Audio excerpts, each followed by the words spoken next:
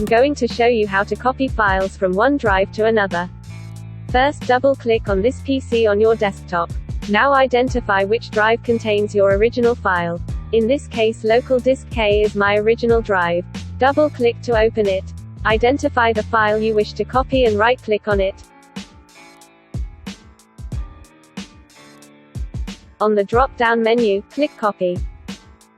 Then go back to this computer folder by clicking the Back tool. Now double-click on the drive you wish to paste your file. Right-click on the open space within the folder.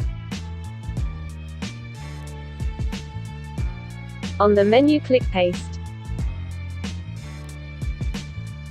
And you are done.